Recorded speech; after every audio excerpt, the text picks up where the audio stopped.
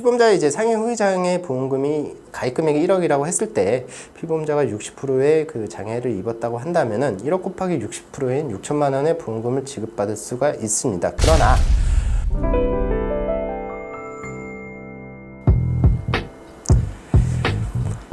예, 안녕하십니까. 부부손해사정사입니다. 이번 시간에는 이제 보험회사에게 보험금 청구하였을 때 피보험자가 이번 사고 발생하기 전부터 앓고 있던 질병에 대하여 그에 해당하는 만큼 보험금을 공제하고 지급하겠다고 주장하는 경우가 매우 많이 있는데요. 이런 기왕증 감액에 대해 한번 살펴보도록 하겠습니다.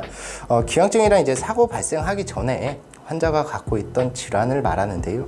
이런 기왕증 감액에 대하여 보험회사와 다툼이 발생하는 항목은 손해보험에서는 상해보험금, 생명보험에서는 재해보험금에서 많이 다툼이 발생하고 있습니다.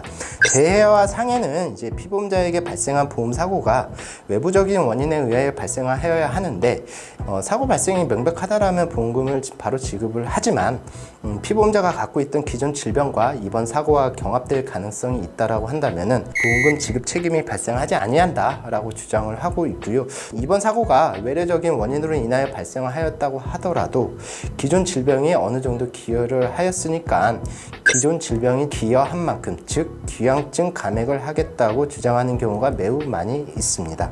일단 이제 법원 판결 사례 내용을 볼 텐데요. 건설 현장 일용직으로 일하던 피보험자는 일을 하던 중에 몸의 중심을 잃고 떨어지면서 머리를 부딪히는 사고가 발생하였고 치료를 계속 받았으나 결국에는 회복되지 못하고 후유장애가 발생을 하게 되었습니다. 이제 피보험자 측에서는 일을 하던 중에 이제 사고가 발생하였기 때문에 산재보험금 지급 대상이 될 수가 있었는데요. 근로복지공단에서 네가 예전부터 앓고 있던 질병으로 인해서 이 사고가 발생했기 때문에 산재 승인을 못하겠다라고 해서 근로복지공단을 상대로 행정소송을 제기를 하게 되었는데요.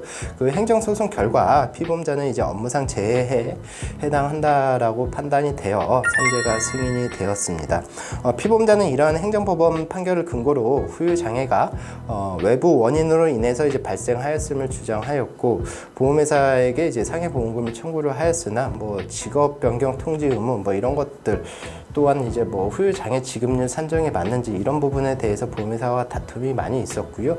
결국에는 보험회사를 상대로 또 보험금 청구에 대한 민사소송까지도 진행을 하게 되었습니다. 법원에서는 보험금과 관련하여 의료감정을 실시하는 경우가 매우 많이 있습니다.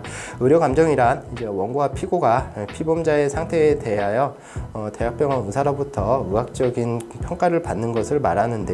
의료감정 같은 경우는 신체감정과 진료기록감정으로 구분을 하고 있는데요. 신체감정이란 감정의사가 피보험자를 직접 눈으로 확인을 하고 또 각종 검사를 하면서 피보험자의 상태를 확인하는 감정을 말하는 거고요. 진료기록 감정 같은 경우에는 의사와 피보험자가 직접 만나지는 않고요. 피보험자가 과거에 치료받았던 진료기록부를 기초로 해서 감정을 하는 것을 말합니다. 법원에서는 이제 환자의 후유장애 상태에 대하여 이제 감정을 실시를 하였고요.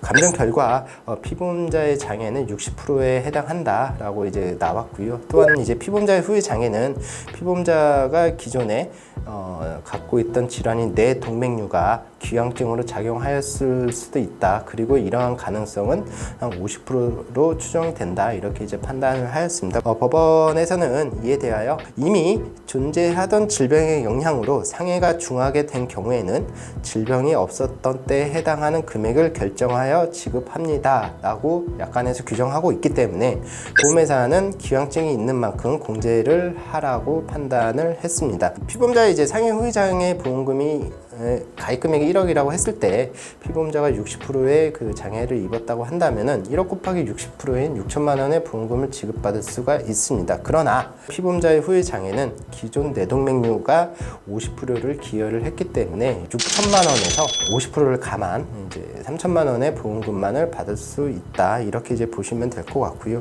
근데 이제 이러한 기왕증 감액 조항이 약관에 규정되어 있다고 해서 보험회사는 무조건 감액을 할 수는 수는 없습니다. 하지만 보험에 대하여 잘 모르는 소비자에게 약관의 기형증 감액에 대하여 규정하고 있으니까 보험금을 못 주겠다라고 이제 주장하면 소비자는 뭐 꼼짝없이 당할 수밖에 없게 되는데요. 이는 이제 보험회사의 설명 의무 위반으로 기형증 감액 주장에 대해 다퉈볼 수는 있으나 그거는 뭐 다음 시간에 기회가 된다면 살펴보도록 하겠습니다. 그렇다면 우리가 지금까지 봤던 것과 달리 기형증 감액 조항이 약관에 규정되어 있지 않다면 어떻게 되느냐, 이런 경우에는 이제 보험회사는 피보험자가 기존에 앓고 있던 질병으로 인하여 보험금을 감액하여 지급하겠다고 주장할 수는 없습니다. 그러나 실제 실무에서는 보험회사는 이와 같은 주장을 매우 많이 하게 되는데요.